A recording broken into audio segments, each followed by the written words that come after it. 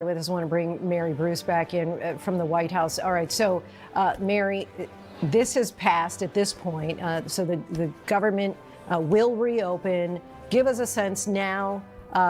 This bill will, in very expedited order, make its way to President Trump for his signature.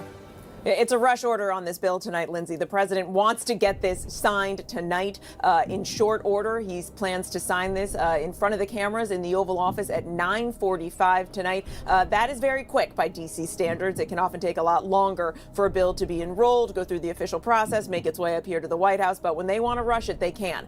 And that is what the president plans to do tonight. And that is so the government can reopen tomorrow. And as we were discussing, workers have been told that they need to be back at work tomorrow morning, ending the longest government shutdown in U.S. history.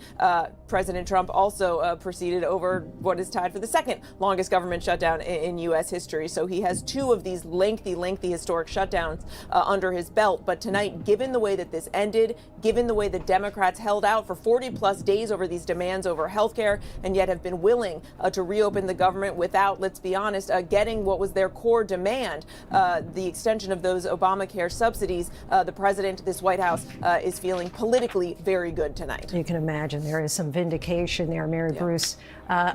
Mary, actually, I do want to get one more question to you as we're about to bring in a Republican congressman to get his take on this.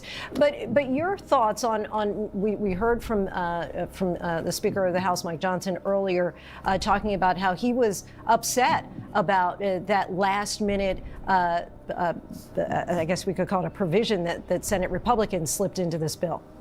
Yeah, lots of questions about how this is going to work, being able to essentially have the ability to sue over these phone records, which again, keep in mind, are not detailed, of what was discussed in a phone call, but simply the fact that a call occurred, a call log, if you can imagine something like that. But that provision, making it in there over the objection, as you saw, of many Republicans and Republican leaders, but in there nonetheless, and now will be passed into law when the president signs this here later tonight. I think there are also a lot of questions about what comes next in terms of healthcare, which is what this shutdown was essentially all over.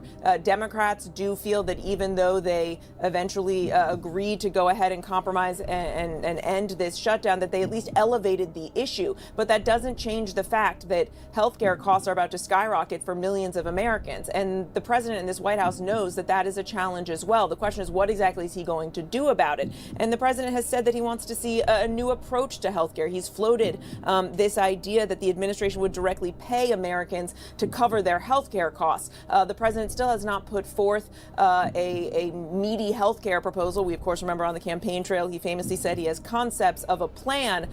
Whether that plan starts to take shape in more of a concrete way in the coming weeks and months, given the attention that this shutdown put on this issue, will certainly be something we are watching very closely. Lindsay. Yes, because clearly Republicans have said now for more than a decade that Obamacare doesn't work, and we'll see what they ultimately are able to come up with to replace it. Mary Bruce from the White House, thanks so much.